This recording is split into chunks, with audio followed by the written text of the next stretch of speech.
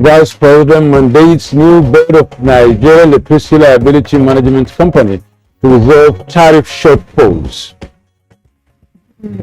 No going back on electronic transmission of votes, INEC assures Nigerians.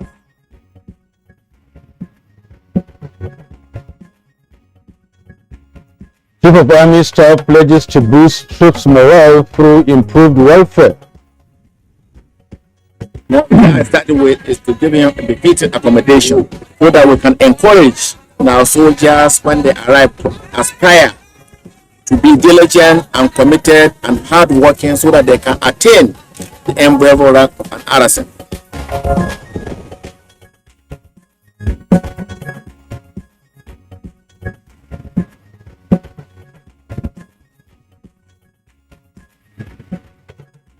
And on Good Morning Nigeria today, we shall focus on tackling crude oil theft in Nigeria.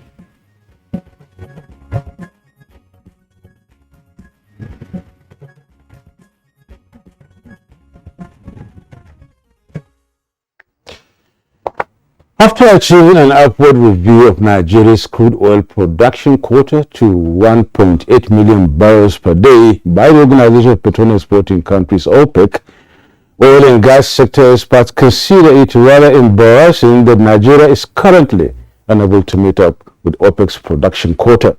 Indeed, Yusuf, and at the moment, Nigeria has an average crude oil production capacity of 1.4 million barrels per day, which falls 400,000 barrels short of the OPEC quota, which has now been further reviewed upwards to 1,830,000 barrels per day, despite Nigeria's shortfall.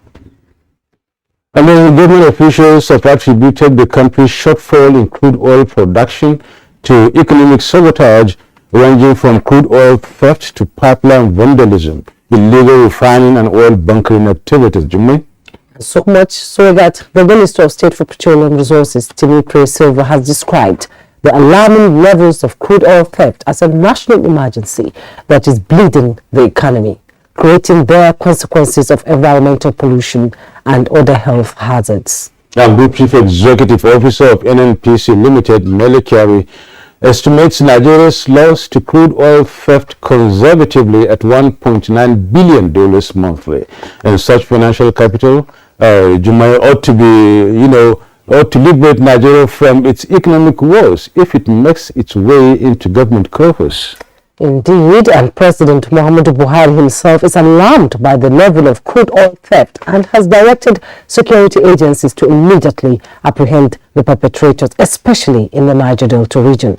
In a statement last week, the president said, and I quote, "We will not allow a few criminals to have unfettered access to the nation's crude oil supply.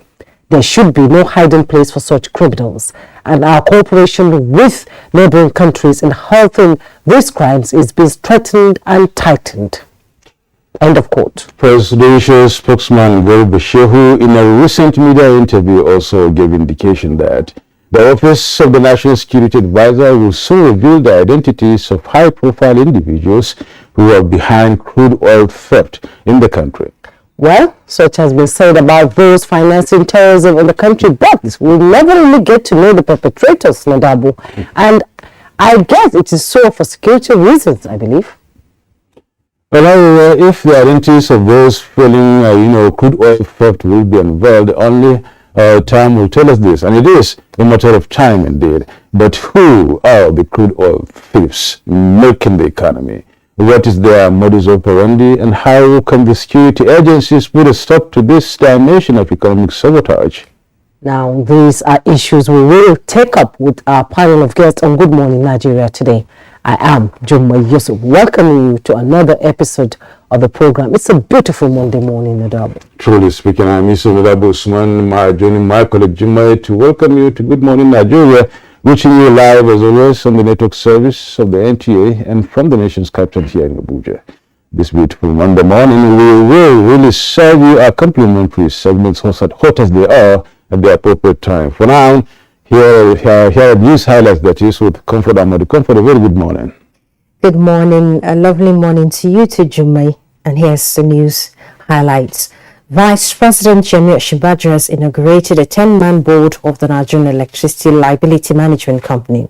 The Vice President says this would enhance ongoing efforts to resolve liabilities relating to tariff shortfalls for distribution companies, among other challenges plaguing Nigerian's power sector.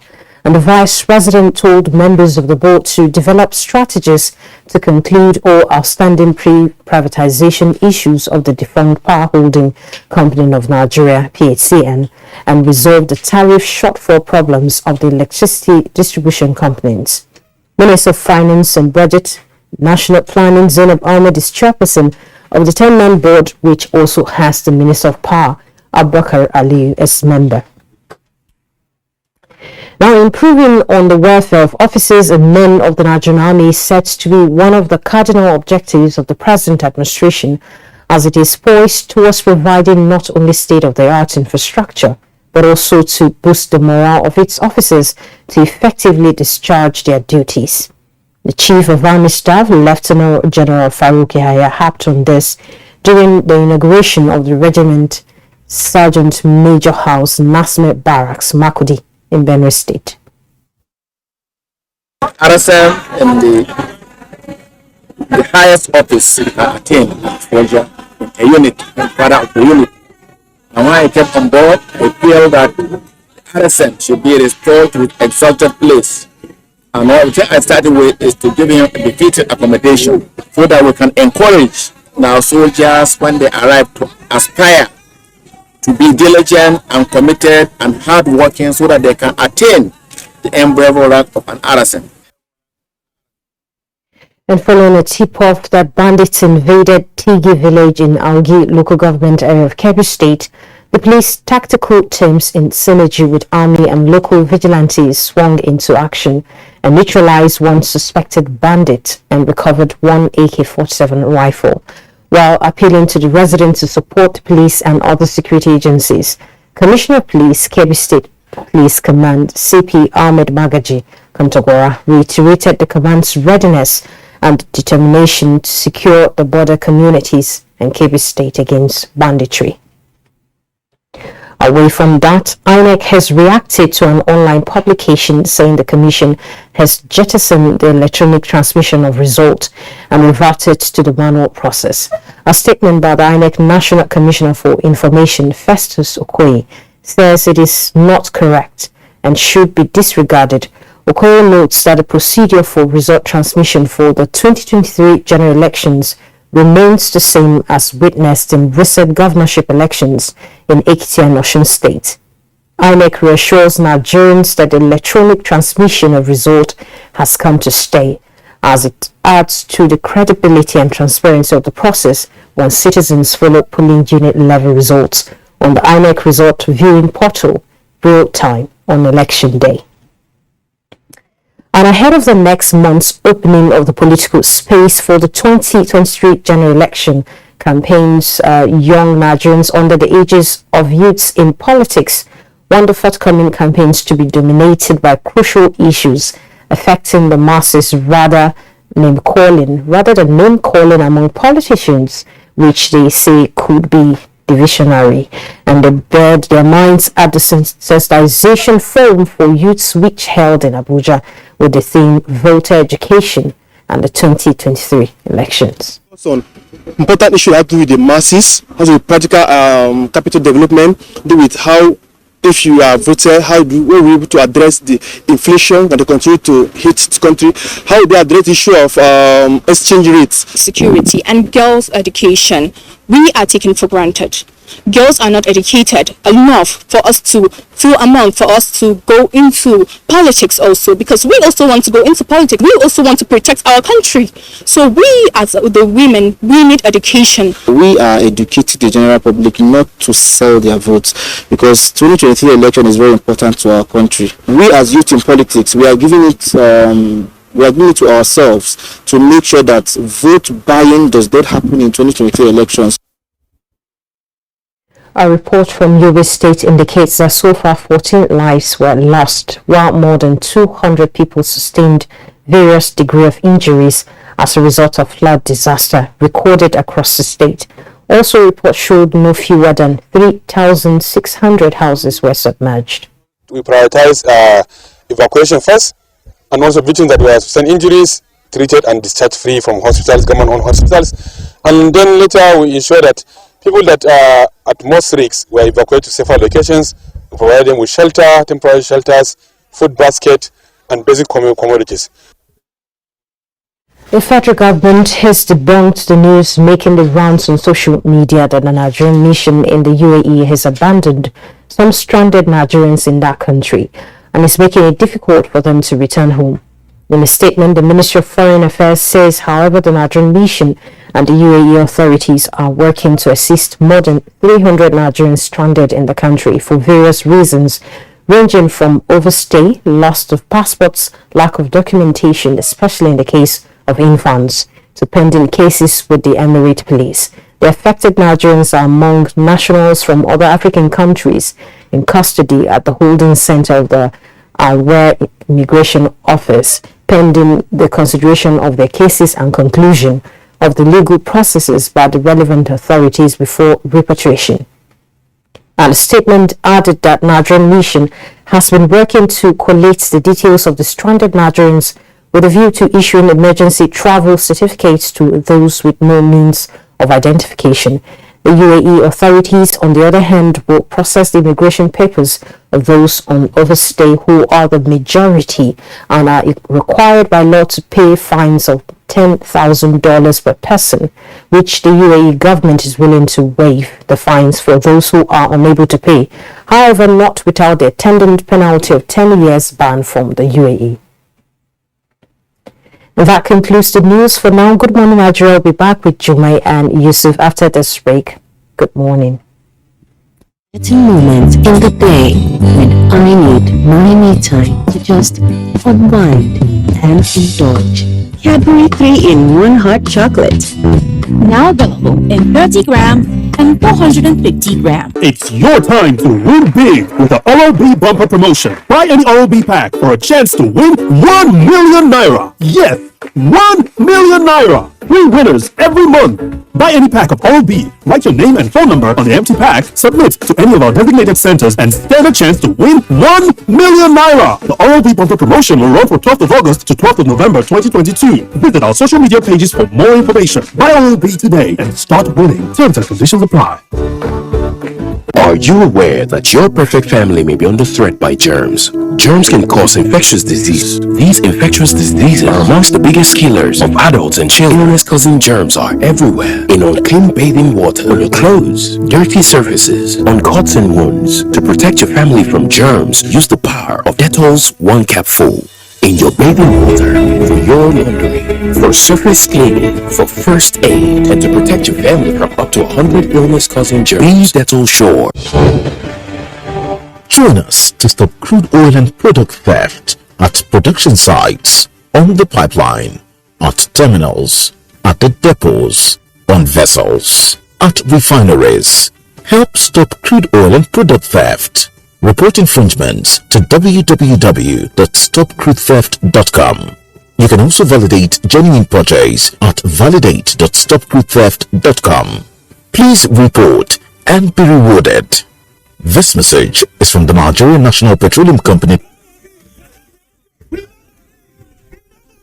What is happening? Your eyes are red. Your arm is a machete and a gun. See, I am angry and I can't even contain it.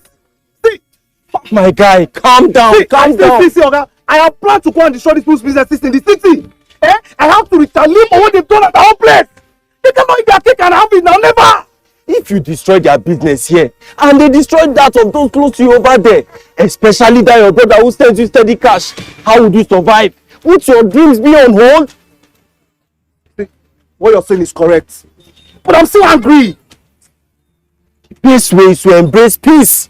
With peace and unity, my people, let us embrace peace and unity. Let's learn to live as brothers and sisters for a progressive, prosperous nation. This message is brought to you from the Federal Ministry of Information and Culture. The counsel of our fathers. I will urge and advise our younger generation to use talent and brain to sort out problems, not arms. Nigerian youth, let's build our nation together.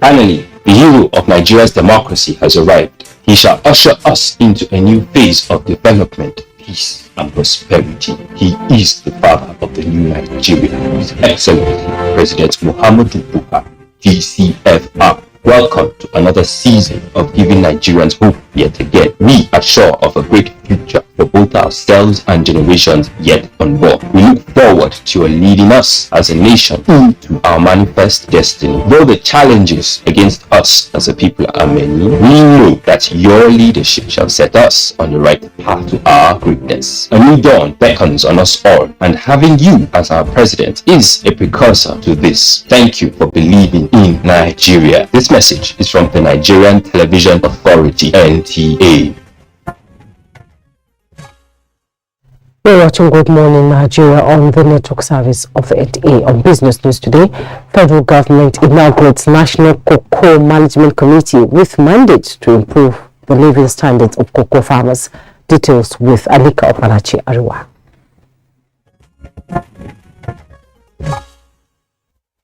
Exporters in Ghana and Cote d'Ivoire have been enjoying the living income differential introduced by the two countries as a premium on cocoa and as a tool to complement the prices of the cash crop in the international market.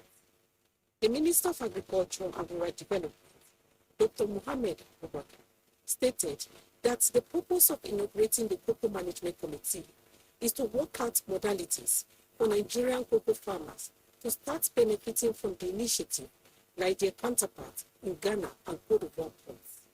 Abubakar therefore urged NCMC to drive the cocoa sector through a pragmatic approach as the coordinating body by providing solutions to challenges affecting the value chain so as to guarantee quality, traceability, transparency, and sustainability along the cocoa value chain, and to also meet both local needs and export demands. It's business news and Vika Opalachi. 1 minute, thanks Alika for the business package. Coming up next on the program is the newspaper. What do we have?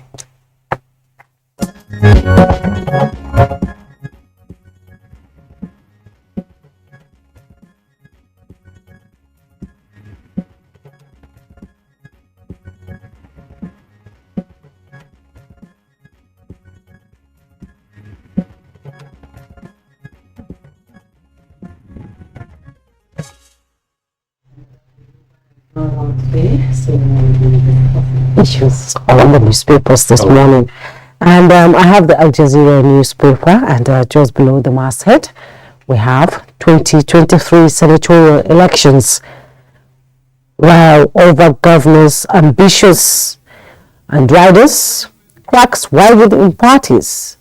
27 former and serving governors strive for red chamber. Ganduje withdraws ambition. You find the details on page 25. 353 inmates on death row in Lagos. That's coming from the Nigerian Correctional Services. 353 inmates on death row in Lagos. And the picture message you see there President Muhammadu Buhari with President Association of Senior Civil Servants, Dr. Tomi Etim Okon, Vice President Comrade Olabumi Fajubi, and other members during a meeting at the State House in Abuja yesterday. And by the side of the Al Jazeera, the picture story you see there, NLNG gets tax credit certificate for Boni Odo Road project. Details on page 13. NDLEA naps grandfather trafficking drugs to daughter. NDLEA naps grandfather trafficking drugs to daughter. You find the details on page 22. Controversy trails Tinubu's meeting with OBJ, that's former President Obasanjo. Controversy trails Tinubu's meeting with OBJ. You find the details on page 30. Gunmen kidnap 4 Reverend Sisters in Imo. Gunmen kidnap 4 Reverend Sisters in Imo. Details on page 23. Abia Deputy Governor set to dump PDP. Meets Orji Kalu. Abia Deputy Governor set to dump PDP. Meets Orji Kalu. You find the details on page 15. And at the bottom plate of the Al Jazeera newspaper, strike looms as doctors issue 2-week ultimatum to FG states. Strike looms as doctors issue 2-week ultimatum to FG states. You find details on page 2. Electronic transmission of results has come to stay. That's coming from INEC. You find the details on page 23. 2023, Onanuga Alake Kiamo to lead APC Media Directorate. Details on page 22. Medabo. Well, that story you just read about the grandpa, a system of whatever the trafficking drugs. Daughter. That sounds awkward, really. The person who is supposed to be, who guard against this and who will advise against it, and then try to ensure that such doesn't happen. It's now aiding and abetting drug trafficking. I don't know what's going wrong, really. Something is wrong with, our social norms and, of course, our thinking and what we're really brought up with. It seems like. Yeah. It's appalling, actually. It's appalling, really. Very much appalling. Now, let's take a look at the Leadership newspaper and then see what we have right in there. Leadership newspaper place today. This beautiful Monday morning. Let's look at the page, the front page today. We have at the right under the masthead. Well, let's start from the top and say Leadership newspapers, please. At the top of the page, above the mast plate, we have 2 stories. One is 2023 electronic transmission of results non-negotiable, says INEC. And the other one is Kaduna Assembly not planning to impeach El-Rufai, according to the speaker. Coming down on the page under the masthead, we have ExxonMobil separate deal. PMB yet to reverse official consent. Experts react to PIA. ExxonMobil separate deal. PMB yet to reverse official consent. Experts react on PIA. Coming down, governors reply Ned Nwoko deny using $100 million to finance elections.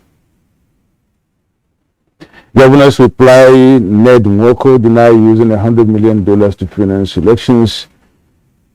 And then coming down a little bit, we can get some other stories. Let's have a look at the big story here. It's talking about Constitution Amendment. Says stakeholders kick as local government autonomy reaches dead end. Details of that on page 4. And riders, only 10 states have passed bill. Lagos, Ekiti reject amendment, and 14 others likely to follow. The second rider is bill requires approval of 24 state assemblies to become law. Now, checking it out on this left-hand side of the page, you have at Leadership Twitter, we have spaces, PDP stakeholders, PDP stakeholders there, talking about Hofo, Atiku, Wike Rift will end soon. And then Ghana kidnapped 4 Catholic nuns in Imo State. UFC boxing losses. Usman voice to bounce back, Joshua in emotional want. Down the page you have a picture there, the one picture is talking of is showing, Governor of Bauchi State there and the Governor of Yoruba State there. And then let's now move on to the Pilot and see if there is something new there. The Pilot newspapers, please, and then see what exactly we have there this Monday morning. The Pilot newspaper, please. Right.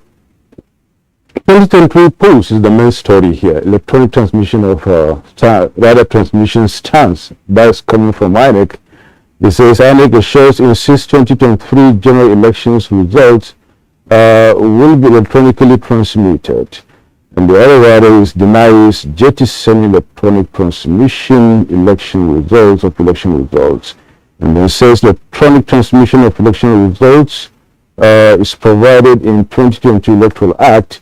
And finally, Atiku warns against manual transmission of election results in 2023. This election result thing is becoming so much of a topic now because it seems as if some other people are thinking that it may not be in 2023. I don't know what their reasons are, but it seems like INEC is giving assurances that it has to be because it has been tested and trusted. Yes, electronic transmission of results has been tested and trusted. And in cases, in Oshu, in Ekiti, it has been tried. And I don't know why there's so much uproar about not being certain whether it's going to work or not. I think they need to be given the benefit of doubt here. But all the same, we're moving now. It's electronic. We're moving. So at least steps are being taken further to improve the integrity of the votes and the ballot system in Nigeria. I think that one stands out. Still on the Pilot, please, let's get back to them. This maybe 1-2 other stories here.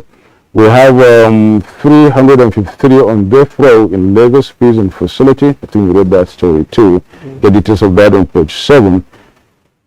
And then at the foot of the page, we have this story on Pencom. Pencom assures safety of over 14.27 trillion naira pension fund assets. That's some good news, for pensioners. Their money is safe, and those retiring, and of course those who will be in the row. So there's no alarm about that. The money is safe for 14.27 trillion naira pension fund assets. Let's talk about strike looms as doctors issue 2-week ultimatum to FG states. It's a scary situation, I say there. What is going to happen to Nigerians if the hospitals also shut down? ASU is on strike, electricity are going on and off, and then now it is the hospitals. Our doctors are ready to go on strike. Sometimes, Julie, there is a time in this country that you have 6 to 7 strategic, professions on strike. You have the NICES on strike, you have the NTA on strike, you have the ASU on strike, you have the affiliate bodies in the universities, NICES on strike. And one felt as if people are going to be let loose. And people are very apprehensive. The one good thing about this country is that no matter what happens, as much as there are, apprehensions and disasters like this, and people start feeling as if things are going to get terribly bad, solutions come. But that is not to say that this very looming strike, all right, it's a welcome development. Can be, because it's going to affect a lot of people talking about health. Yes, talking about health, and Nigerians needs hospitals to survive. I don't think that strike is a solution to when you have issues with government. Do you think they can't just sit down at the negotiating table and try to come up with an understanding and negotiate ways to end the strike? 2 weeks. Right now, people with diseases who have to be in the hospital, who have, appointments with doctors, will be thinking in the next 2 weeks, if I cannot go to the hospital, I cannot see a doctor, what happens? You see, Juma, it's not for the common man. I think there are 2 reasons here. One may likely attribute this to. It seems as if, some people use the strike thing, to survive, or as a way of life, or to cash on and get some benefits. That's one. Wow. And number 2, it seems as if maybe most likely things may not work until we go on strike. And at the end of the day, we've got to really come back to the negotiating table and then talk about it. Why can't we get there immediately as soon as possible once we have a problem? Because the only person that suffers is the ordinary Nigerian. Well, thank you so much for the paper review. Now we'll take a break. When we return, our conversation on oil theft will begin. Don't go. Hi, Mom. He's going to play in this weather. Why did you let him go? He might fall ill. And if he doesn't go out for practice, how will he win more trophies? To protect our family from illness-causing germs during the rainy season, we use Dettol soap every day. Dettol with Germ Defense gives you protection. Rainy season brings a lot of germs, and Dettol soap's Germ Defense protects you from up to 100 illness-causing germs. Dettol soap is endorsed by the Nigerian Medical Association. Be Dettol Show. I dodge Jamo. Obi, what exactly are you dodging? COVID now. You are very funny. Is this how you have been dodging every cough and sneeze? Yes, my guy. The thing don't serious. Have you taken your COVID-19 vaccine? Leave that matter for Matthias. I have heard plenty things like... Beggy, I have taken my complete dose of the vaccine, and as you can see, I am okay. Why you come still dey wear mask? To protect everyone from getting the virus. It's good to dey practice the protective measures as the vaccine work now to stop you from dying from the COVID-19 infection. This your explanation makes sense. Go and get your COVID-19 vaccine. It is available in most public health centers and some approved private hospitals. COVID-19 vaccines are safe and effective. Protect yourself and loved one. Take the vaccine. Stay alive. Let us all celebrate safely and responsibly. Obi the Dodger. Abejo, I'm going to get vaccinated now. This message is from the Ministry of Health, Ministry of Information, NCDC, NPHCDA, and partners. Join us to stop crude oil and product theft at production sites, on the pipeline, at terminals, at the depots, on vessels, at refineries. Help stop crude oil and product theft. Report infringements to www.stopcrudetheft.com. You can also validate genuine purchase at validate.stopcrudetheft.com. Please report and be rewarded. This message is from the Nigerian National Petroleum Company. Every morning is an opportunity to take your hustle to the next level.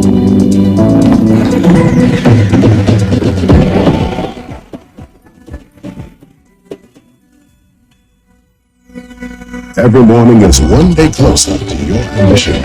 So, make every morning count. Cup after cup, morning after morning. Start strong, finish strong. Nescafe.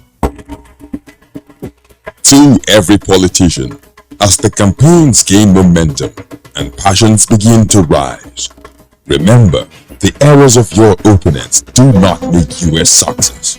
Do not run down your opponent and inflame passions to violence between and among your supporters. What counts is what you plan to do for the electorate and how you intend to relieve the sufferings and bring succor. Nigeria is in dire need of patriotic leaders at all levels, leaders who will make national development their priority. Concentrate on telling the electorate what you intend to do when you get into office. Focus on making your vision clear to the electorate. Don't engage in verbal abuses, fake news or speeches. Keep dealing with issues that will bring progress. You win the hearts and minds of the people by being above board, by being civil, patriotic, and showing empathy. Let's join hands to make the 2023 elections peaceful. A message from the National Orientation Agency.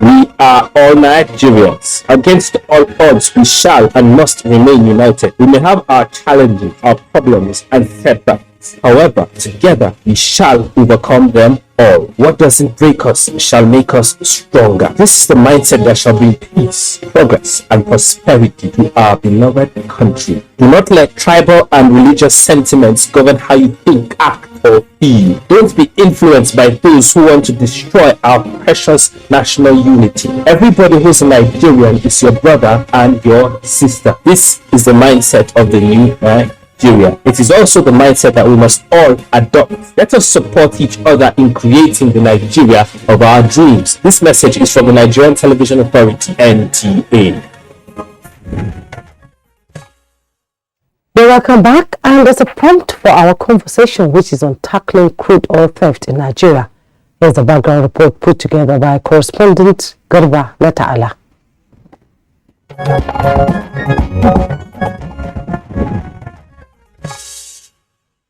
Currently, Nigeria produces 1,400,000 barrels of crude oil per day, even as the Organization of Petroleum Exporting Countries and its allies have increased Nigeria's output quota to 1,830,000 barrels per day, taking effect in September 2022.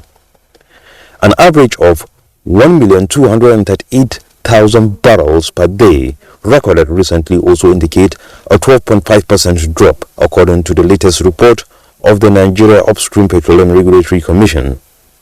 Apparently, about 200 to 400 barrels of crude oil being lost daily to oil theft and pipeline vandalism, among other factors that are affecting the success stories in the country's oil industry. As concerns continue to grow, President Buhari has directed the military to immediately put a stop to the continued stealing of the nation's crude oil by criminals and vandals, particularly in the Niger Delta region. Actually, it's a value chain. Our drive is to look at the rungs of the ladder, the chain within the oil and gas space. So we're not just zeroing on those who are the actual criminals, but also that those who are supporting them, those who are sponsoring them. We cannot allow this to continue. Something has to be done. Apart from the toll it's taking on the oil industry, the toll that it is also taking on our environment, the environment that is to sustain our people is too much. Government cannot bear it. Oil prices have stayed above $100 per barrel for months, due to several concerns, including the effects of the Russia-Ukraine conflict. Nigeria, however, has not benefited much from the price increase because of inability to meet its monthly oil production quota approved by OPEC. The question still remains, who are those liable for shortchanging the nation and the government through crude oil theft over time? Guests on Good Morning Nigeria will speak on the issues in a moment.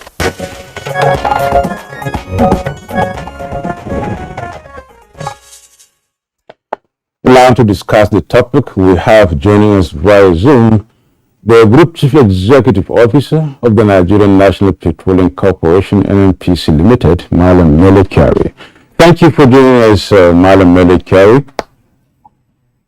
Good morning. Thank you very much. Thank you so much. As we discuss the topic too, we shall be linking up with one of our guests too via Zoom, as such, from the United States. And then here we have the Chief Executive Officer of the Oil Data Energy Group, Meka Ene. He is also the Board of Trustees Chairman of the Society of Petroleum Engineers in Nigeria and Chairman, Exploration and Production Coordination Committee of the International Gas Union. We thank you so much for joining us. Thank you very much for having me. Thank you. And also via Zoom too, we have another guest, and this is still coming from the United States. And then he is Dennis Amachwe, a retired Assistant Director of Department of State Security, DSS, and a security consultant in the oil and gas sector. Many thanks for joining us, Dennis Amachwe. Sorry for that little slip. Thank you very much. Good morning. Thank you. And here with us in the Abuja studio, we have the Director of Public Relations of the Nigerian Security and Civil Defense Corps. He is Deputy Commandant Shola Odumosu. Thank you so much for joining us. Thank you. Good morning. And from Port Harcourt studio, we have been joined by Engineer Udengs Eraduri, a former president, Ijaw Youth Council Worldwide, and former Commissioner for Youth and later Environment in Bayelsa State. Thank you so much for joining us. Good morning, viewers. All right, gentlemen, welcome once again. And this morning we are talking about tackling crude oil theft in Nigeria. And I think we need to establish the framework and then say exactly what exactly is the theft all about, and then how much is being stolen from Nigeria in terms of crude oil. And I think we can give that perspective so much clearly spelled out from the Group Chief Executive Officer of the Nigerian National Petroleum Corporation, NNPC Limited, Malam Melekari. Malam Melekari, please, can you start off and give us exactly show us the picture of what's really happening in the oil industry as far as stealing Nigerian oil is concerned? I think good morning all. Thank you very much for having me at this moment. First and foremost, it is very true that we have a massive scale of infraction on our assets across the Niger Delta region currently, particularly also in the last 6 months. These infractions range from acts of vandals to acts of crude oil thieves.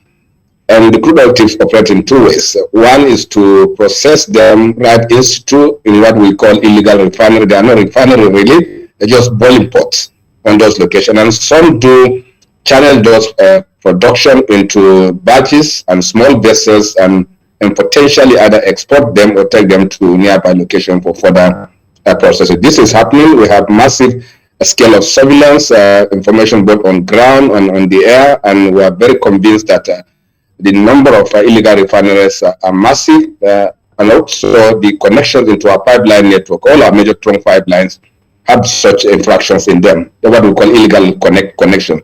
Those connections sometimes stretch up to 3 kilometers, and in one line alone, you can have as many as 100 to 200 of such connections in one single pipeline network. It is massive, and of course, are we helpless? Absolutely not. There's so much coordinated activities that are going on at this moment, and in the last 6 months, led by the Chief of Defense Staff, and great work is going on. First, responding in 2 perspectives. One is by direct kinetic approach to taking out all those illegal refineries and the connection, assisting the oil companies to pull out all the connections. As you are aware, oil companies don't have capacity to operate outside the right of way of this pipeline.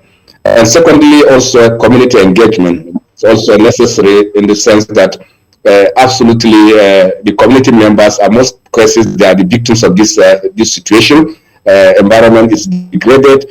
They are forced into some of these activities, not just by choice, but sometimes even by acts of vandals who coerce them into these activities. And of course, engaging the communities and working with the communities is the second framework. And thirdly, there's something we are doing around technology, having the right surveillance infrastructure, intervention infrastructure that is clearly very necessary for us to do this. Yes, it is a massive problem. It is affecting our activities. It is affecting investment in the industry. And more than anything else, at current situation, it is affecting production that we're able to take to the market. It is a huge challenge, but of course, it is not unsurmountable, and we're doing everything possible to make sure pull this down. With you briefly, and studies has shown that oil theft involves 5 to 20% of Nigeria's oil production, which is average to 1.4 million barrels by day. And in the first quarter of 2022, Nigeria lost $1 billion to oil theft, in the Niger Delta region. And how much, can you tell us, is the nation losing to oil theft in monetary terms and production shortfall? Yes, thank you. It works 2 ways. One is the direct stealing of the oil and then being processed at the illegal refineries and also taken out from the pipelines. What does happen is that whenever you have such massive infractions, we shut down our facilities.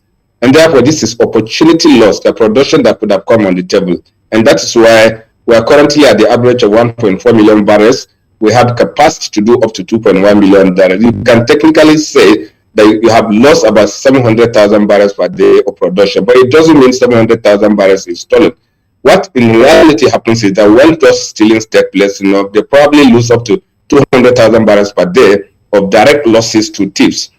And beyond this, once you have this inflation getting to a level we cannot manage, in some instances, some of the pipeline losses get up to 80% loss to 90% loss at one point. So you have no option than to shut down these facilities. So once you do this, it is also taken clearly as loss because of production that you could have ordinarily taken to the market. Thank you so much, Melekari. We'll come back to you later on in the course of the conversation. Let's move away and rather meet Emeka Ene, the Board of Trustees Chairman of Society of Petroleum Engineers in Nigeria, and the Chairman, Exploration and Production Coordination Committee of the International Gas Union. In fact, what the Group Managing Director, Chief Executive Officer of NNPC Limited said, and the story is really not good enough. It's a sad development in Nigeria's history, and looking at the losses this country is incurring from, oil theft. Now, Emeka, tell us, how so serious is this on Nigeria's economy, given the fact that we cannot even meet our, daily quota as given to us by OPEC? Yeah, thank you very much. Just like the GMD said, it's a very serious, multifaceted problem because the spillovers go beyond just the oil stealing. Remember that there's also, apart from deferred production, where oil companies have to shut down their production, there's also a significant loss of taxes from oil, for example. So that already hits the bottom line right up front and center. In the clip you showed earlier, there's a serious environmental impact on the communities. And of course, the fact that this has gone beyond advocacy to a level of criminality, it begins to tear apart the social fabric in the communities, right? And so at the end of the day, oil companies, oil service companies have a spiral effect, the ability to be able to continue to deliver service when the oil companies are not producing. Oil companies cannot pay their bills on time, and so it spills over into the rest of the economy, and it comes all the way backwards. So it is a problem, but it's also a global problem. People don't realize that oil is the largest natural resource being stolen globally. We're talking about $133 billion per year across the globe. So it is a supply chain problem, not just challenge, not just within Nigeria, but all across the globe. In other words, oil has to be sold to somebody for someone to benefit from. So the economic impact, when set against the challenges of what happened post-COVID, and the fact that oil prices at 100, delivering services and building new wells and fixing pipeline infrastructure now comes at a higher cost than it was before. The price of steel has doubled in the last 2 years. You find that it's even more difficult because it's hitting your top line and hitting your bottom line at the same time. So the ability to even sustain production is even challenged as a result. So it is a significant challenge from an economic point of view. And the solution has to be holistic in order to solve it and immediate to rescue the situation. Oh, Mr. Emeka, before we go deep into this conversation, it must have started sometime. It must have started way back. Can you give us a little overview of how this oil theft began and who are those behind it?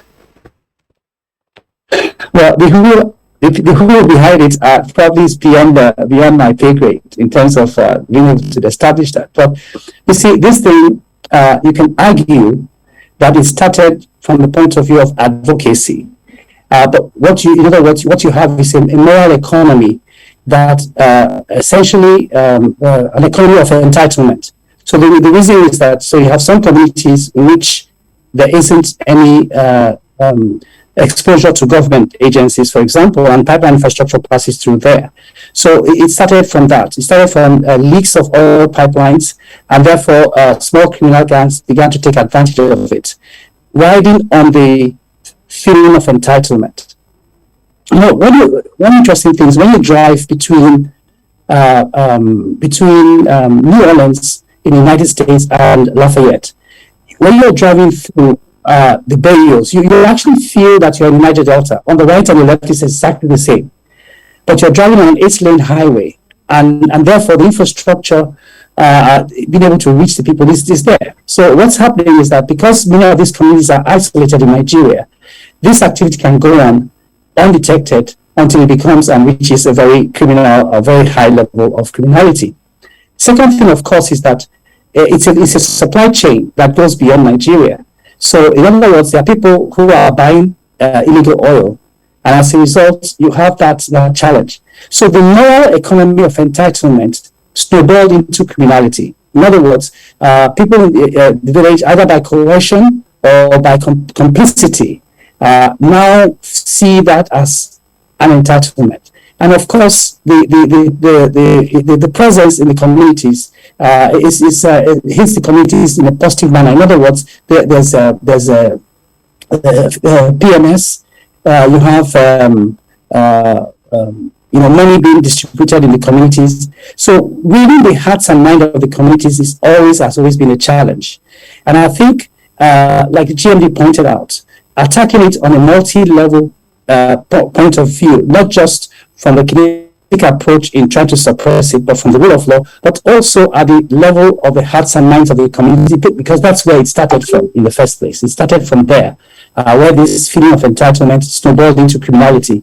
And if we go back again to that, to build the trust at that level, we'll start to get some results almost immediately. Okay, thank you so much. Let's hear from Dennis Amakwe, the retired Assistant Director of Department of State Security, DSS, and Security Consultant in Oil and Gas sector. The question was posed earlier on that who are behind this and when did it start.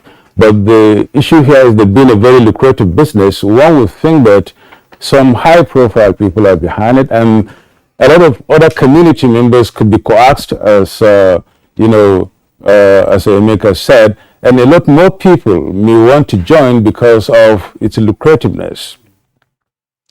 Dennis, tell us why such behavior should be, so much rampant in that part of the country, and looking at the general, benefit this oil brings to Nigeria, and above all, why a lot of people should be suffering due to such kind of practice by maybe a handful of Nigerians, talking about their number. Okay, thank you very much. When we have to look at this, a very complicated story about this oil theft. We go all the way back to 2005.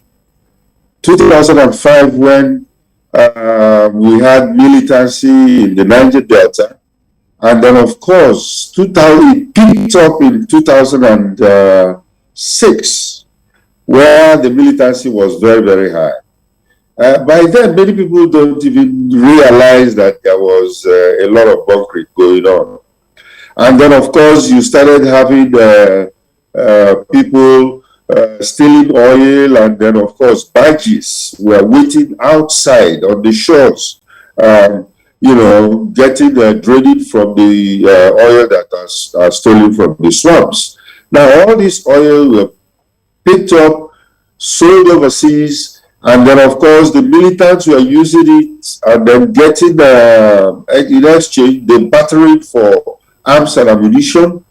And then many people didn't say much about it. It picked up to 2009 when we got the amnesty.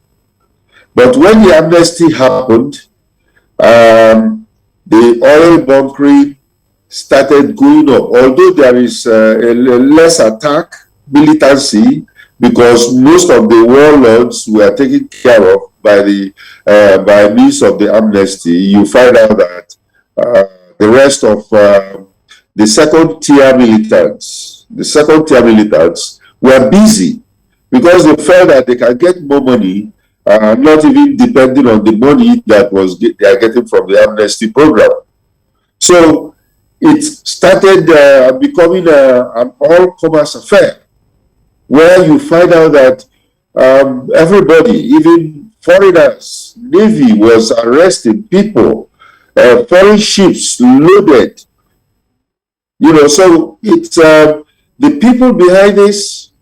There are many collusions. We've even arrested security men who are sent there to do the work, colluding, and of course people from the community who are even investing into this oil theft, because it becomes very lucrative. But the problem, like you asked, why and who are behind this. Who and why, we cannot answer at this time, but the reason is because nothing much was done about it. People were not arrested and prosecuted openly. And then, of course, the business continued. The President, Muhammadu Buhari, is alarmed by the level of crude oil theft in Nigeria, and he has directed security agencies to immediately apprehend the perpetrators. Why is it so difficult to apprehend them and bring them so that they face the full wrath of the law? Well, it is not that they could not arrest them or apprehend them. When we were talking about the problems in the northeast and even the northwest, many people didn't know that there was a big problem down in the Niger Delta. Because all the focus, even the military focus, was up in the northeast. But this oil problem was going on and ravaging the whole country. We've seen situations where we were producing 2.5 million barrels per day, reduced all the way down to 600, and after amnesty we've popped it up again. But you find out that the oil that is being stolen is a lot. We are talking about 400,000 barrels a day. So a lot of people are involved. I think if you want to know why, it is something that we either have to have a state of emergency, just like the minister had said, state of emergency on that particular area, because there are too many people that are involved in this particular game. Okay, thank you so much. Let's come back home here in Nigeria and then move down to Port Harcourt, and then hear from Engineer Udens Iradure, former President, Joe Youth Council Worldwide, and the former Commissioner for Youth and Later Environment in Bayelsa State. Being one of those who are on the ground, and being, a youth, I would say, and looking at the prevalence of this, negative practice that affects the Nigerian economy so much, so heavy. What do you think, in your own opinion, could be the reason why this very act is being perpetrated, especially by the youth, because they are the ones in the forefront. They are the most energetic and then the most innovative, and they carry out all these things in the name of trying to make ends meet and, of course, fulfill their godfathers, wishes and promises. Okay, first of all, let me say good morning, Nigerians, especially to the very intellectually capable guests that you have brought forward, and also the GMD. Thank God that we are here today to discuss some of these issues. The Niger Delta, the accusation is always about the youths of the Niger Delta, but you forget that this is something that is affecting the entire country. Nigeria is facing a very precarious situation in terms of leadership, in terms of economy, politics, and otherwise. And you do not expect that the Niger Delta, all of a sudden, there will be some level of sanity beyond the insanity that is affecting the entire fabric of our nation. That being said, people talk about, they can't name names. But here we are talking about Niger Delta youths. They are involved, yes. But you forget that there is a total breakdown of leadership at community levels, at local government level, at state levels. Virtually, it's only the federal government that we can visibly see today. What is the role of state governments in this problem? I want to use the opportunity to thank Mr. President for the steps that he has taken so far in dealing with this issue. Recently,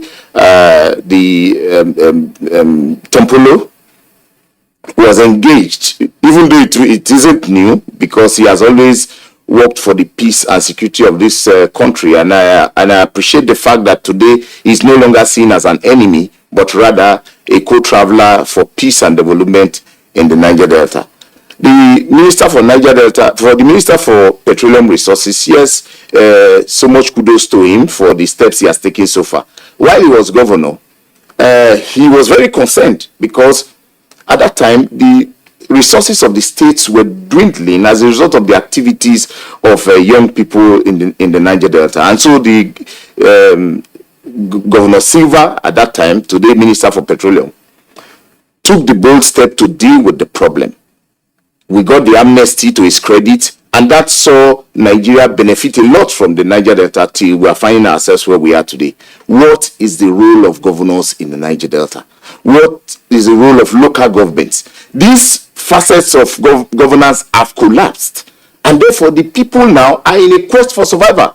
Government is not doing anything at the local level or at the state level. In the states, they are only focused on the capital. What are they doing in terms of youth engagement? What are they doing to build capacity, to train our young people? Today, the young people believe that since they are not part of this business and the oil is passing their land, then they will get involved. There is a quest for survival. In fact, I can see that the GMD already understands where the problem is. Community women no longer go to farm. Young children in the communities, they don't want to go to school anymore because they have seen the kind of lifestyle that certain individuals who have been involved are living in the communities. They are all now migrating to oil business. In fact, you can't even get a speedboat now if you go to some of our water sites because those speedboats are all involved in the value chain. Banks are involved. Banks are raising money to give to people as loans to go and set up their refineries. Is it the security agents? They go and give Thanksgiving when they are sent to the Niger Delta. Go and check them out. You see a lot of them building hotels and the rest. How far have we taken care of the welfare of security agents? So if you look at the problem now, you will see that it is the small we've been doing in the past, destroying our economy, corruption, and things like that have led us to where we are. Right now, there is an economic void. The refineries are not functioning. And once they are not functioning, the people will look for a way to fill that void. And that's the biggest problem that we are facing now. So even if we deploy the entire machinery of state, we deploy the structures that we have done in terms of surveillance and all that, it's only going to be scratching the surface. We need to look at our refineries. We need to start producing. Once this product is available and the people see that you can get a clean refined product from the refineries at an affordable rate, nobody will go and patronize the forest. Again, if you look at laws in the country, there is illegal mining going on in the north as well as in the south. And then in the north, government have put those illegal miners together into cooperatives and working with them. And that was the argument we took to the president.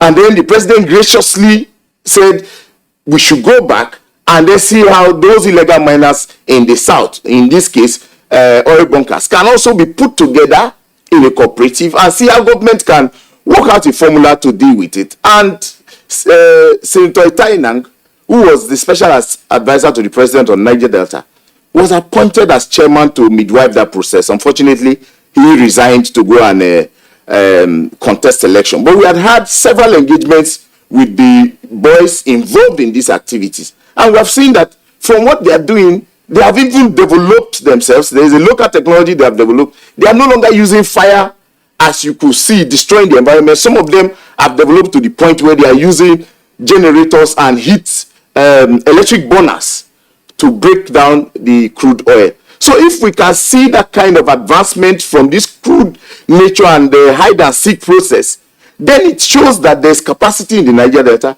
Government must change its ways while we are looking at how to deal with it using the conventional process. We must begin to engage. I've heard the GMD talk about all the processes that they are putting in place. But if you don't bring the community people together, you don't engage them and see how we can formalize what they are doing in order for government to control it. And I'll give you an instance.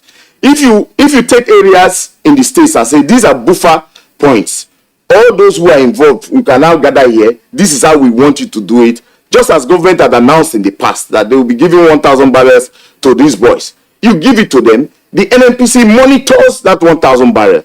They refine it. NNPC comes back to buy that within that process, no other person will be able to go and break or infringe on the pipelines, because you now have these people in a particular area, you control them, the residue, you go back and buy that residue and then send it to a proper system, rather than allowing the arrangement that is going on today. So I'm calling on the GMD. Let's look at it the other way. Can we put these boys together and say these are buffer areas where we can be getting directly from NNPC?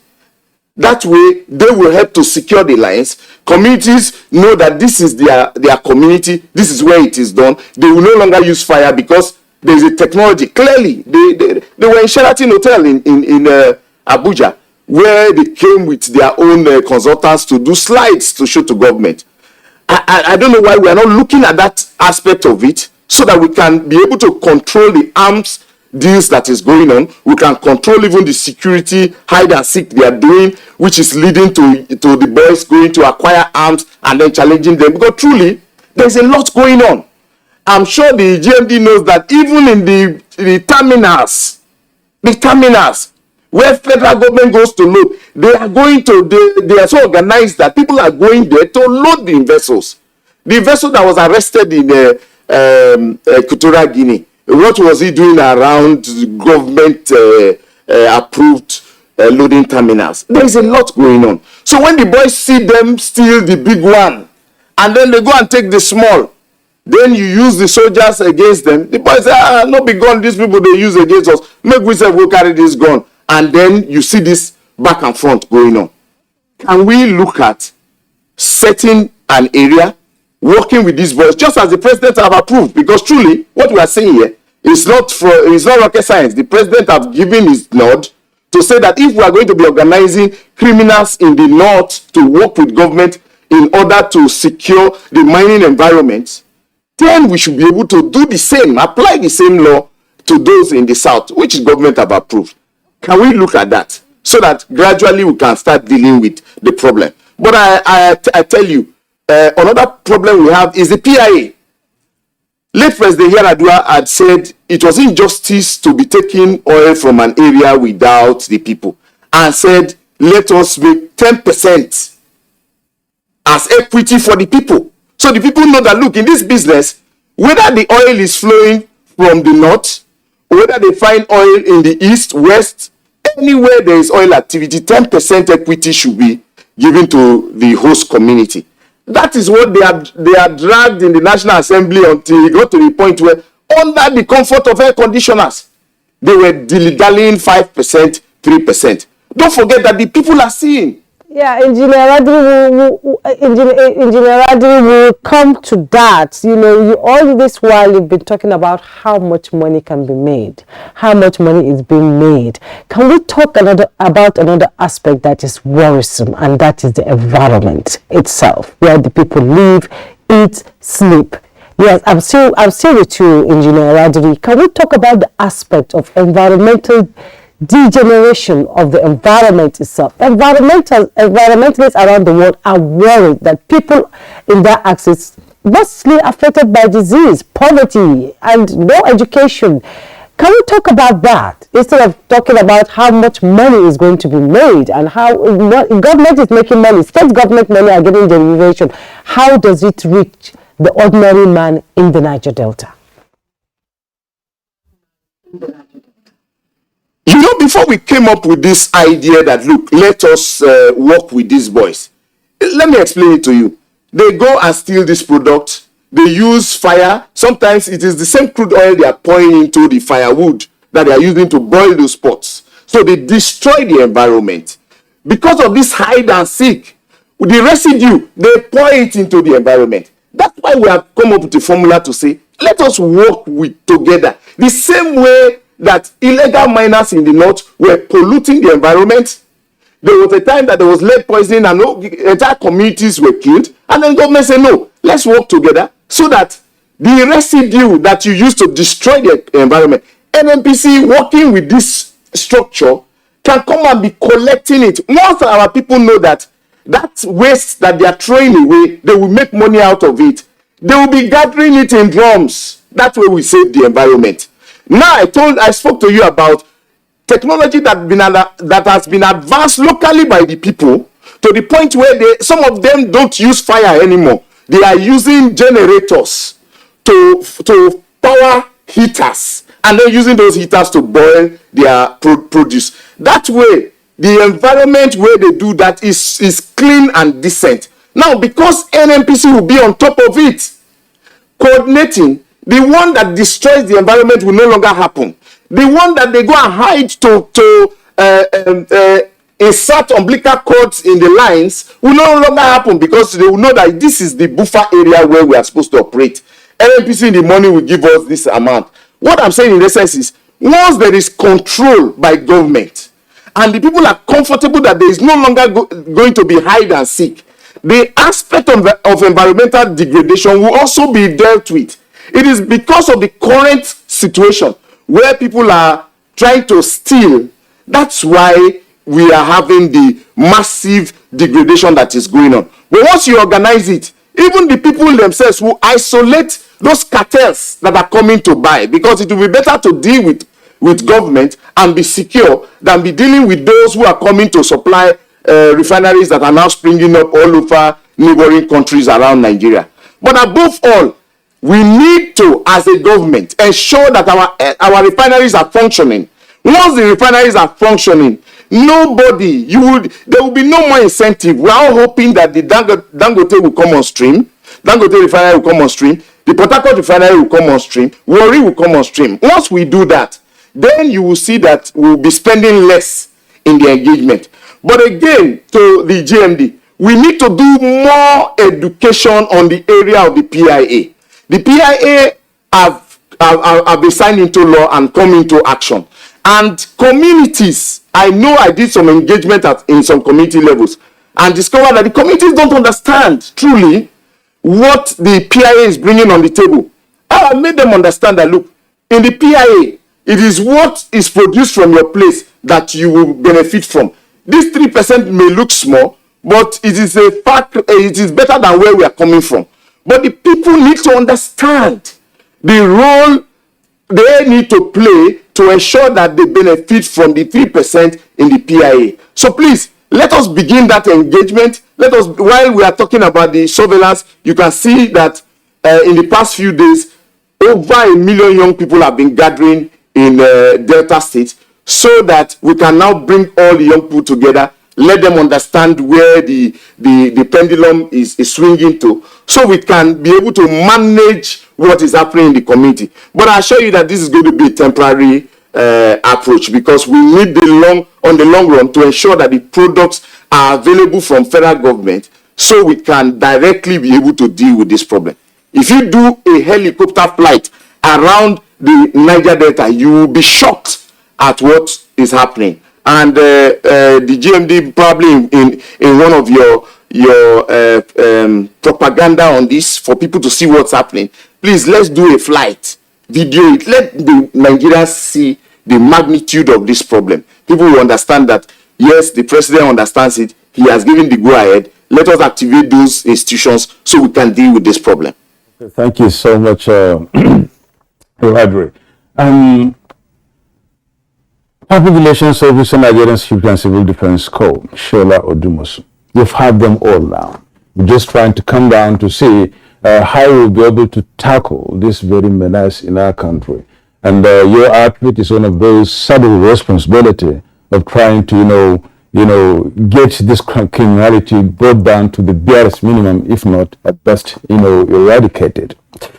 Sometimes, even in April or even before then, there was this, fire or disaster or, explosion, at, illegal refineries in which so many lives were lost. We have 50, 100 Imo State and River State and the rest of them. Your men were there. And of course, a lot of information was shifted out and then dished out to the public, talking about the dangers involved. But we haven't heard much about people apprehended, people prosecuted, and then ongoing issue now, the oil theft, which is a serious criminality. Well, thank you very much. Well, for us in Niger Security and Civil Defense Corps, we know that oil is the mainstay of the economy, and by implication of that is the major determinant of the economic configuration of the country. And anything that overtly or covertly affects, the economy is, especially in the oil sector, is a threat to the economy, the political, social stability, and of course the environment has been addressed earlier by the Ijaw youth leader. But in Nigeria Security and Civil Defense Corps, the enabling act of the NSCDC allows us to maintain 24-hour surveillance over this infrastructure, especially pipelines that crisscrosses around the length and breadth of the Niger Delta. And apart from that, we also engage, in community sensitization, which of course, if it has been adhered to for the periods we had major infernos and lots of lives were lost, such occurrence will have been averted in the first place.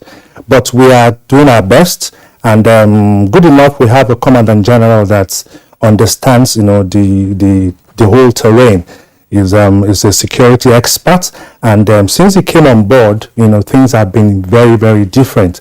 I can tell you that between January to July this year, we have been able to apprehend over 426 suspected vandals, and that is between January and now.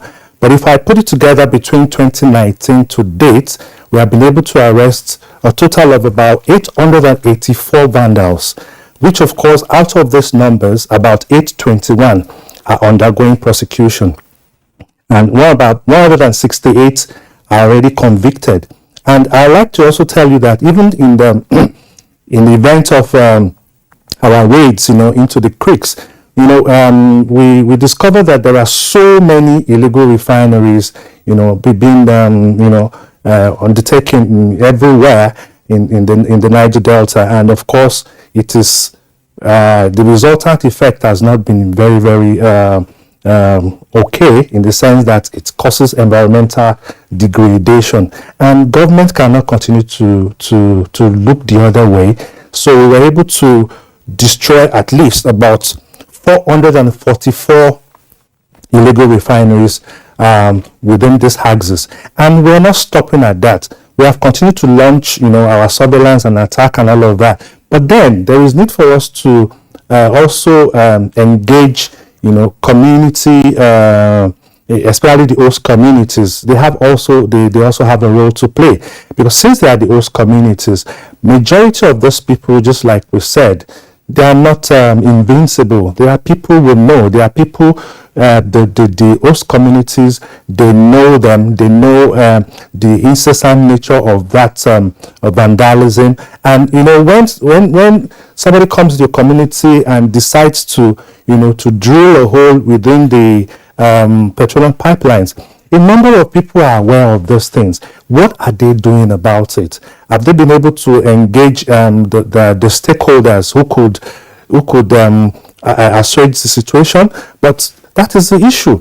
We just have to look inwards and see how best, because we continue to make inroads into Niger Delta. As a matter of fact, when Mr. President, President Muhammadu Buhari, gave the marching order for this problem that is permeating the Niger Delta to be resolved, the Commandant General, Dr. Ahmed Abubakar Haudi, is set up the Commandant General Special Intelligence Squad. And this was last year. He set up this squad, and the essence of that is to ensure that the fight criminality to the barest minimum, and also to ensure that all the criminals that are engaging in pipeline vandalism, oil theft, and oil scooping, illegal bunkering, that they are stopped. They are not allowed to go further. And I can tell you that authoritatively, they've made a lot of tremendous achievement in this regard, and that is why that number, I tell you, between January and now, we have been able to arrest like 426. It's an astronomical figure. But of course, we know that one day Nigeria will come to realize that sometimes it is not the economic gain that is that should be predominant in their psyche. But of course, you should look at the other negative influence or negative activities that will come out of this. We're talking about environmental degradation, for instance. Yes, before we go further on that environmental theme, the fact still remains that the Civil Defense Corps is supposed to be having that mandate to, protect these pipelines and then, try to apprehend those who tamper with them. And as you said, communities should be engaged in doing that because it is within their community that these negative activities happen. But we are yet to hear about how the Defense Corps was able to at least apprehend those who, give deafening ears to your own calls, and those who allow this to happen in their communities, and those who go into the bushes and build these pipelines. We only have these figures, and of course these things are on the rise and keep on rising. So people are getting concerned. That's why we are here this morning. Well, let me say I'm surprised that you said you're not seeing the efforts of the Niger Security and Civil Defense Corps, because I know quite frankly that NTA, of course, on a number of occasions have covered our assignments, and most of these activities and our feats on the field has been transmitted, in many of the Nigerian television stations and across the mainstream media. So maybe what we could say is that the issue of prosecution, if it could be openly done, because I know most of the law courts does not allow cameras. Maybe that could be an inhibition, and that is why people like you and other concerned citizens will feel that we are not doing anything. But of course we are doing a lot, and the facts are there; they are verifiable. It is something that when you even go to the courts, you will find go to the court and find out how much exploit we have made in terms of conviction, in terms of prosecution, and in terms of arrest. And of course, even as I talk today, we have been able to most of these illegal refined oil thieves. Sometimes when we engage them, they run away. Some of them take to their heels, leaving their trucks and they must have gathered for that economic gain. And in this situation, when you have nobody to prosecute, we take those exhibits, which are the trucks and those things inside, and they are forfeited to government, and the money goes directly into government coffers. So how much effort can we say? Of course, what he's trying to say here is, we talked about arresting vandals, still we are losing 200,000 barrels by day. Security agents are being accused of being involved also in oil bunkering. My question here is, how many big heads have rolled so far? Well, apart from the vandals, how many big heads have rolled and are being prosecuted now? Now, like one of the guests said, this problem is hydra-headed, is multifaceted. It is not something that started with us, and it's not going to end, anytime soon if we don't engage all the stakeholders. It goes beyond Niger Security and Civil Defense Corps. There are different facets of the economy that you have to look into. I remember you asking one of the guests, on the program about the big men that are involved in it. And he said it's not within his purview. As a matter of fact, it is not within my purview to tell you that, okay, so and so people are the big men behind it. The people we have engaged, the people we meet on the field. Don't forget, most of these criminals, this crime that they perpetrate, you will see those big men in the creeks. Never. They are only the foot soldiers that you see.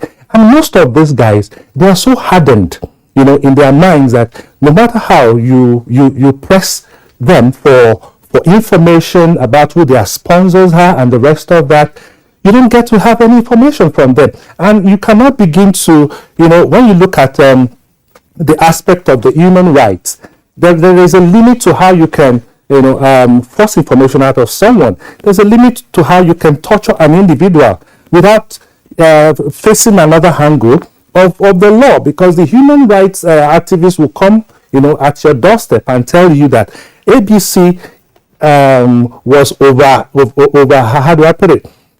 So the situation is such that we have to look at it holistically, from the point of view of the economy, from the political elites, from the security, point of view. So I can only speak for Nigeria Security and Civil Defense Corps.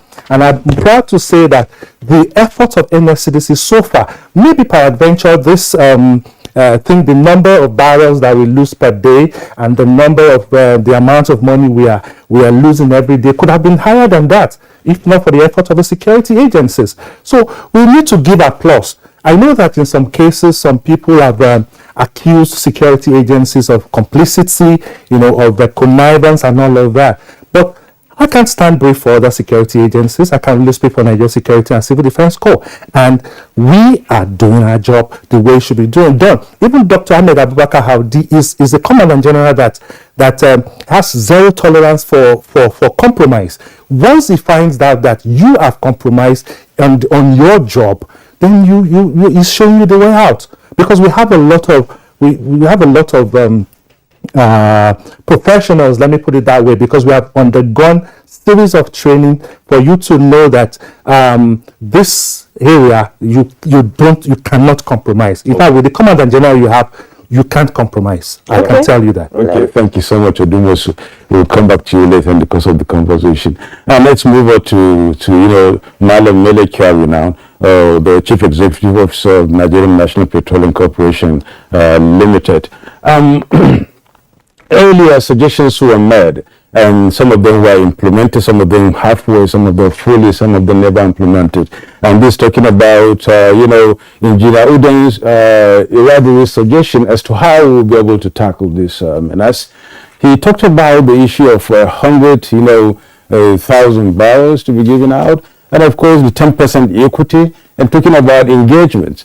And Malam Mele Kyari, I will look at what he said against the background of the innovativeness and the creativity of the Nigerian people, especially in the Niger Delta. How they are able to do this crudely, and how they are able to make ends meet, and of course make the Nigerian economy through that process. It seems as if the engagement issue and looking at this process will go a long way in addressing some of these issues. What do you think? Yes, we have a comprehensive plan that looks end to end. First of all, we admit that there's criminality going on, and it's impossible for you to run pipelines with 200, 300 insertions. It's not possible to run any pipeline. You have to shut it down. It's simply not possible to operate it. Now, if you take out the criminal part of it, of course, government has put up a framework where people who want to conduct refining activity in a legal manner are supported. And that's why there are licenses given out for modular refineries. Such modular refineries can range from 1,000 barrels to up to 20,000 barrels per day. No one will prevent anyone from creating this. But mind you, refining is a science of its own. The cooking pots you are seeing, there are no refineries in any sense. There's simply no way you can convert this to a legal refinery. It is not practical, it is not possible. But modular refineries can be constructed. The government is there to support anyone doing it. NNPC has a framework of supporting anyone that wants to do a modular refinery. As a matter of fact, several licenses have been given up. Some have actually taken off, as small as 1,000 barrels per day refinery. And of course, when you have these people around the pipelines who are conducting this activity, to pull all of them down to in a situation where you allocate them 1,000 barrels, it's not something that can work. We have had several engagements. What is very good for us to do is to make it legal and make it in a framework that is supported by science, and also in a way that the activities will produce the value that is taken into the refinery. I'm not sure Udeng means that, give out 1,000 barrels free to anyone that comes on the table. I'm not sure that is what he suggested. If you do this and you have 200 to 300 illegal refineries on the pipeline, you are simply not going to produce oil, and no company will produce oil in that respect. And that's why we're supporting a framework where the activities that is brought forward by distinguished Senator Tainan, and I'm very familiar with this, we have engaged severally. It is possible for people to construct a very legal modular refinery, and we'll support that process. And of course, it's one thing is also very clear, political support is very necessary. As Uden has clearly pointed, and also Emeka, it is important for political leadership to support what we are doing now. And we're already getting very increased and valuable support in Imo State, Rivers State, and even in Bayelsa State. And we have also engaged the Delta State government. The idea is to mobilize the communities for them to see the danger, for the state governments to help us with activities that are within their control, and ultimately we'll get the result that we desire. And of course, this is already showing up. For instance, in Rivers and Imo State, substantial amount of these activities have been degraded to a level where we can say that it is very, very possible to use political authority to contain all this. And of course, the issue around host communities is very clear that Mr. President taught that very clearly. Mind you, the host community provision in petroleum industry was the baby of Mr. President.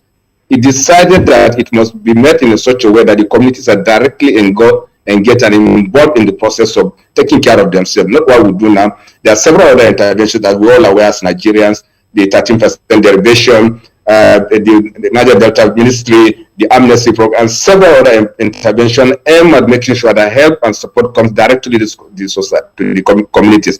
The host community provision is another layer of support and intervention where community will see the value of the infrastructure in their community. They can decide what they want to do in the community. They can see development coming directly within their control into the community. And we believe that this will work. And I'm aware that already the commission, which has the responsibility of ensuring this works, is already putting up the regulation that will enable this to take up immediately. And I'm sure this will bring the community into the picture of what is going on in the community.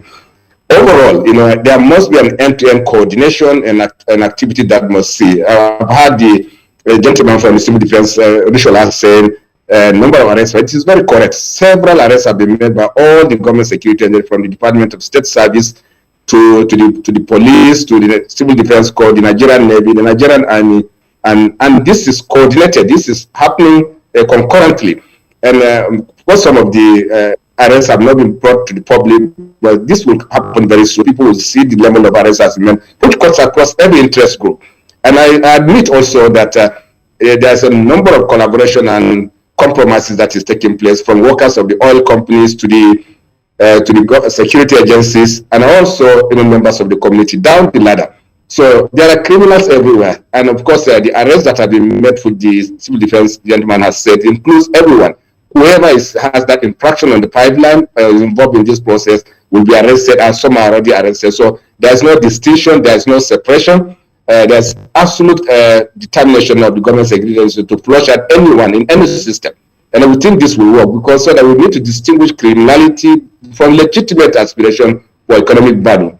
And that economic value can only come on the table when there's a system, there's a process that is legal and that is legitimate, which is part of the intervention that we're doing to make sure that the community members appreciate the challenge that is there. Also, the environmental degradation that is happening. But not every member of the community is involved in it, not at all. As a matter of fact, it's a very, very slim and significant minority that are involved with this. We have engagement with the community. We know they are not happy. We know what is happening to their environment. It's almost an accidental situation that they are facing. And we are joining them to make sure that we rid them of the criminals that's in the communities, but at the same time also supporting them to make sure that their livelihood is restored in a manner that is legitimate. Otherwise, it is impossible to explain why you can have up to hundreds of illegal refineries along a pipeline. No one, no company will operate it. They will shut down. There's no amount of compensation that will make companies to say we'll come back and produce, so that you have 100 or 200 insertion on the line that is just 150 to 200 kilometers. It is impossible to continue to operate it. Pressure issues will come up.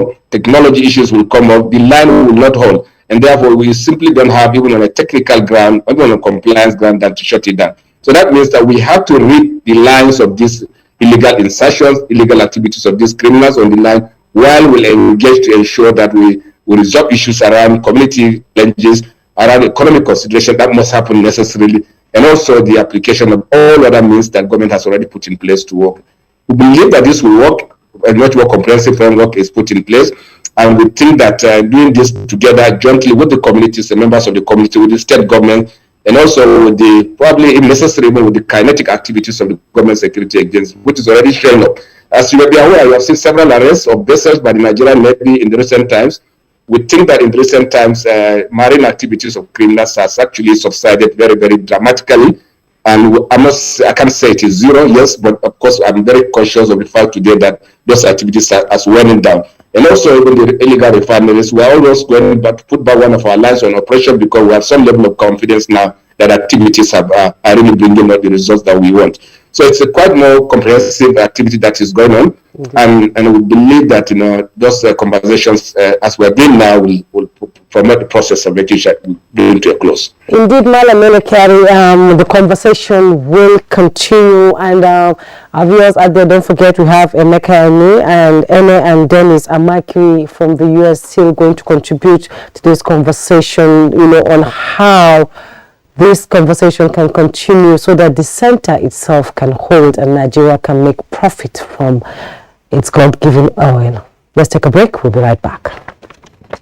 When times are tough, we know that as a mother, one thing you should never compromise on is your family's oral health, because they deserve the best. Oral-B, all-round protection. Great value. It protects your mouth from harmful bacteria and also protects you against tooth holes and gum problems which can lead to tooth loss. It strengthens your family's teeth and gives them all-round protection. So remember, protect their future. Oral-B for healthier, stronger teeth in just 1 week. Are you aware that your perfect family may be under threat by germs? Germs can cause infectious disease. These infectious diseases are amongst the biggest killers of adults and children. Illness-causing germs are everywhere. In unclean bathing water, on your clothes, dirty surfaces, on cuts and wounds. To protect your family from germs, use the power of Dettol's 1 capful. In your bathing water, for your laundry, for surface cleaning, for first aid, and to protect your family from up to 100 illness-causing germs. Be Dettol sure. Every morning is an opportunity to take your hustle to the next level.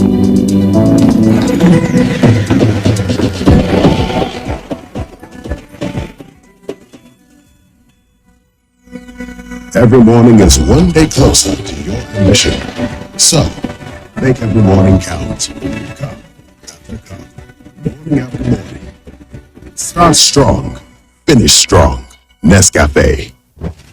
The ever-busy ancient city of Onitsha is a commercial hub with millions of commuters seamlessly linking other states daily for business, leisure, and other purposes. To upscale its road network, the construction of a 1.6-kilometer long second Niger bridge, including a 10.3-kilometer highway furnished with other infrastructure, has been in motion by the federal government. This project will ease congestion on the existing 56-year-old Onitsha Bridge and boost the economic capacity of the state as it easily connects to other parts of the country. The completion of the world-class second Niger Bridge Onitsha will be one of the many proud moments of the state, its people, Nigerians, and foreign investors.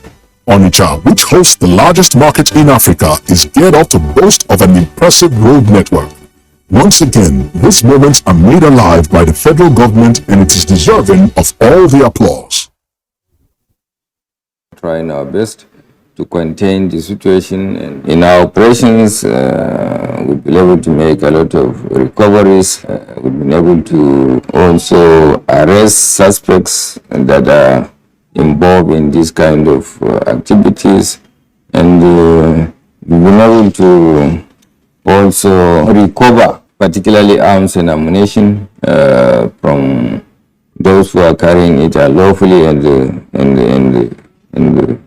disturbing the peace of the people. But generally, our morale in the Nigerian police is always guided by our commitment to do what we have sworn to do. Peace and security must be looked into as a priority, to look at security as the business of all of us.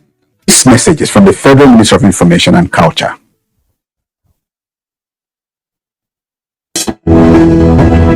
Dialogue, empathy, love, and unity. These are vital components of nation building. For all to be well, we appeal that we should refrain from volatile, provocative, inciting messages and language. Let's build and not destroy.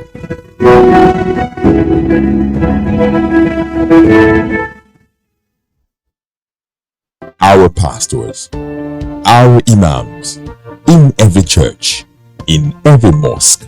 Please realize that in the course of praying for peaceful and transparent elections, we all have duties beyond prayers. If we want a stable society before, during, and after the elections, what should you be saying to those that worship with you?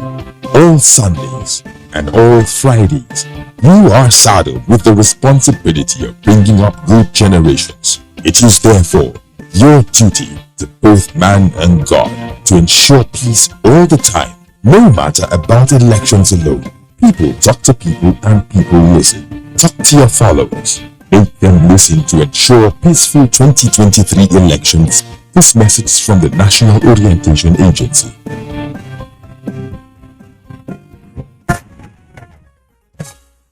Welcome back, and this is still Good Morning Nigeria. Now let's join Emeka Ene in the US, and is the Chairman Exploration and Production Coordination Committee. The transition from illegal refineries to modular refineries, do you think it will in any way reduce the loss of crude oil from the Nigerian side? Do you think it will affect or impact on our economy by making more money for Nigeria? Yes, I think it's a very good initiative for a couple of reasons.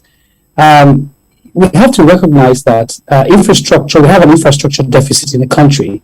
We're talking about major gas pipelines to the north. We're talking about an east-west pipeline. We're too building at our infrastructure.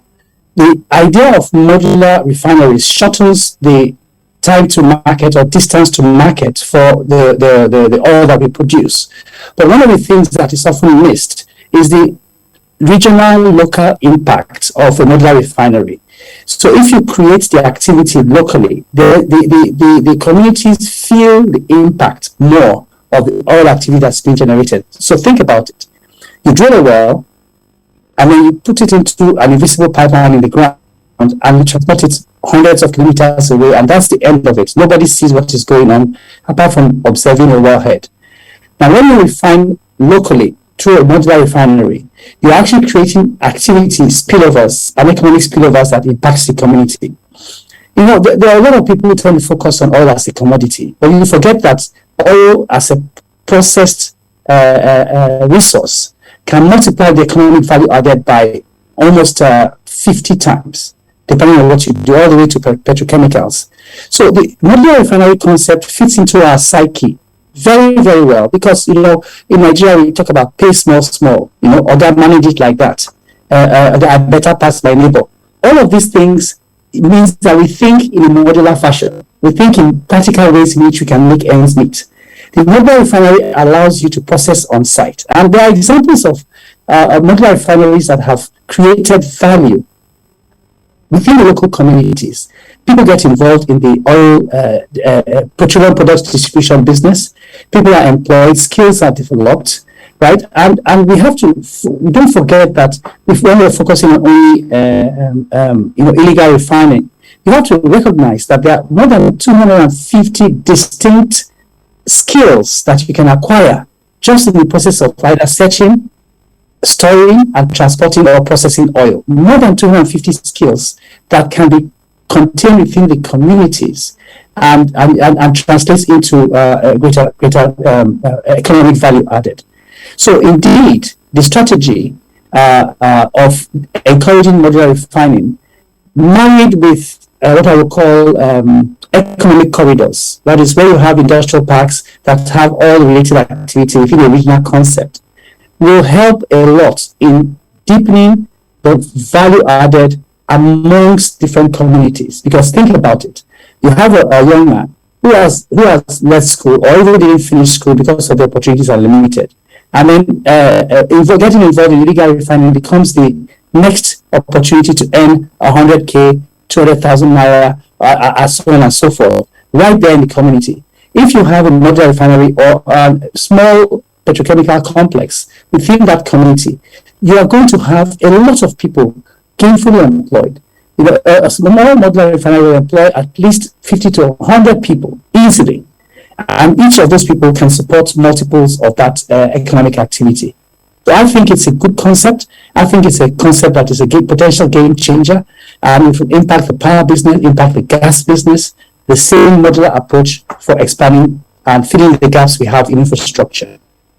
Thank you so much. Let's move back to Iradwe and then get some more explanation, because I'm a little bit interested in the solutions you're providing, because here we're talking about tackling, oil theft in Nigeria.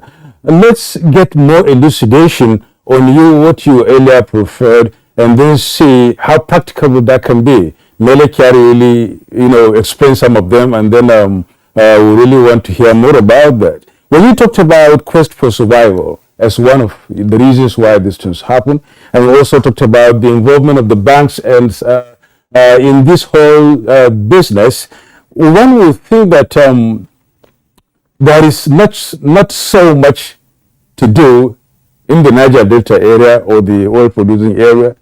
I want to also think that the banks really want to have much more profit, good or bad, legal or illegal, from whatever source they want. And the question on the lips of most Nigerians is that, can there be any other way of engagement apart from this? Okay, I think that there's a confusion between modular refineries and artisan mining. I think that's where I need the GMD to really pay attention. Modular refinery business is expensive business. The minimum you can get is about $50 million. Our people will not play in that field.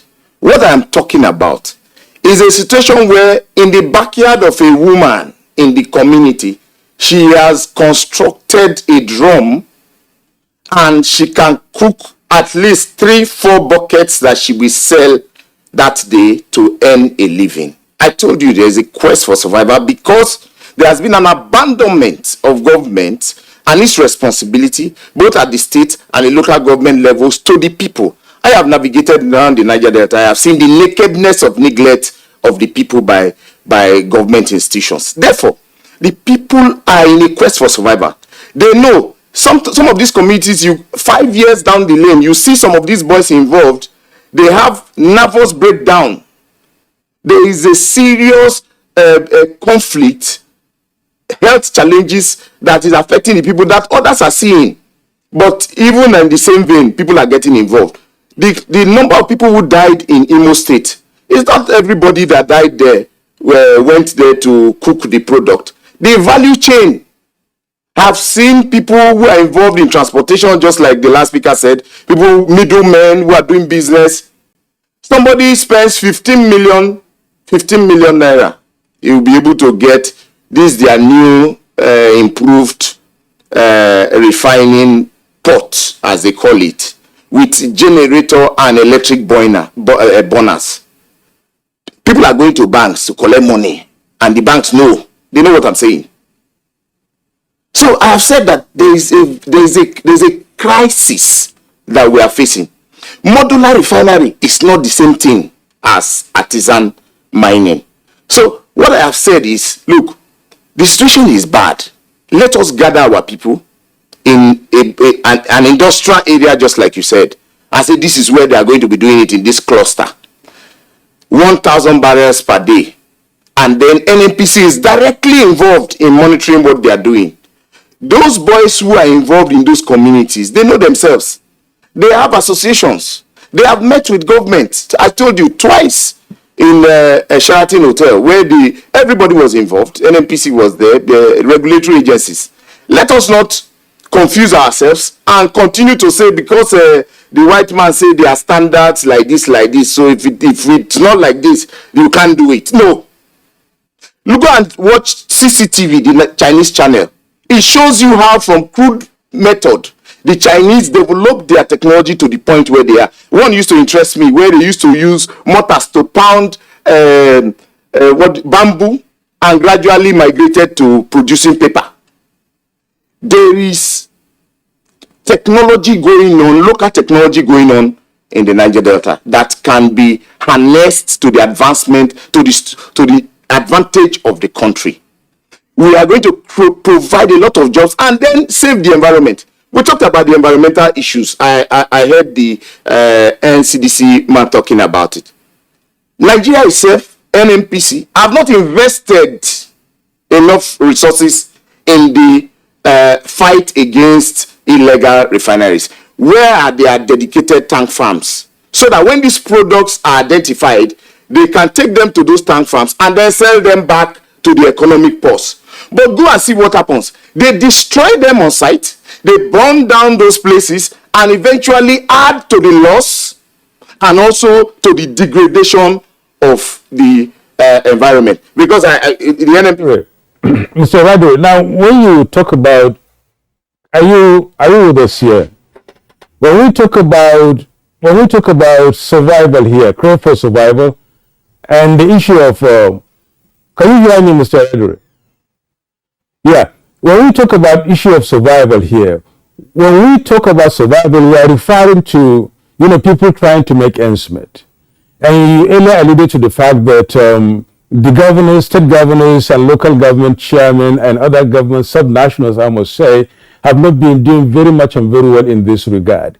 We should not be, I think, be pointing fingers at the federal government or the NNPC in trying to champion some of this, given the money that is being pumped to the oil producing states in the name of derivation and some other monies that come in there. We expect that such monies should be accounted for in these terms and then trying to meet certain needs of the community to reduce this kind of illegalities and criminalities. Well, look, I told you when I started that Niger Delta is part of the entire basket of what has been going on over the years in Nigeria. So you don't expect that one area will now begin to will be saints, let me put it that way. But the truth is that we have anti-graft agencies that ordinarily should be looking at some of these things. Look, there is a total disconnect amongst the entire institutions that should be working for the progress of the country. You can see that the NNPC is not sleeping. The federal government is doing its bit. The point is, what concern? How many meetings have we seen state governors hold with respect to this? When the resources, the environment are in states. When there are issues, states will say we are autonomous. Now there's a problem. We need them to be part of that. But let me further explain what I meant when I said it's a hydra-headed problem. If you go to the IOCs, some of the IOCs will give you a PO to supply AGO. If the AGO is sold at 800, they give you at 600. You will hire badges, you will hire trucks. Where are you going to get the shortfall? So even the contracting process of IOCs is encouraging the people to go for the illegally mined products and supply them. So for me, I think that it is time for us to look at it properly. There is a confusion between artisan mining and the issue of modular refining. So let us look at that demarcation and say, let's deal with the problem. Look, with at minimum as 5 million, 2, 3 million, some people have set up their own. This will, I believe, this will be an ongoing conversation. We've been having it almost every year on the theft of crude oil and its impact on the economy. Let's join Dennis Amakri now. In 20 seconds, the court is in the security, the ball is in the security court now. And as Engineer Rado is saying, they are also complicit in this issue. Could you repeat that, please? I didn't get you very well. What I'm saying is, according to Engineer Radri and some of the speakers here we have, the ball is in the court of the security agencies now, as they are said to be complicit in the issue itself. You mean about security agents, right? Yes. Okay. Yeah, it is another very serious issue because when the security agencies come down there, they are taken care of logistically by the IOCs. The international oil companies, take care of their logistics. And then, of course, some of them struggle to be posted there because some of them feel that, they are not really coming there to do exactly what is required of them. So they go into all kinds of situations, compromising themselves, and of course a lot of them have been arrested and then of course prosecuted. But we find out that the root causes is really what we are supposed to address, the root causes. And of course I'm happy the GMD is here now. You want to look at hydrocarbon accounting, which is another form of this theft going on, serious one. Hydrocarbon accounting, where some of the IOCs are not very honest about it, and we should look at that strongly. The pipelines are very old. They're very old. Some of them were pre-independence. So, on their own, they burst. And when they burst, of course, they will spoil the environment. And when they spoil this environment, the natives or the communities... If I might come in there, we've actually run out of time. This conversation will be ongoing, and time is just not enough to discuss the impact of oil theft on Nigeria's economy. Dennis Amakiri joined us from the U.S. He's a retired Assistant Director of Department of State Security, DSS, and a security consultant in the oil and gas sector. And we also had joining us via Zoom the Group Executive Officer of the Nigerian National Petroleum Corporation, NNPC Limited, Malam Mele Kyari. Thank you so much for joining us. Also via Zoom from the U.S. is the CEO of Oil Data Energy Group, Emeka Ene. He's also the Board of Trustees Chairman of the Society of Petroleum Engineers in Nigeria and Chairman, Exploration and Production Coordination Committee of the International Gas Union. And in the studio we have the Director of Public Relations of the Nigeria Security and Civil Defense Corps. He's the Deputy Commandant Corps, Shola Odumosu. Thank you so much for coming on Good Morning Nigeria. Thank you very much. And pleasure. NSCDC will continue to justify our existence by... And from Port Harcourt, we had Engineer Udengs Eradri, is the former President, Ijo Youth Council Worldwide, and former Commissioner for Youth and a later Environment in Bayelsa State. Thank you so much for your input. And that's Good Morning Nigeria for today. Join us again tomorrow for another insightful edition of the program. I am Jumbo. Yes. All right, see you tomorrow again. I'm Yusuf Badabis. Bye-bye.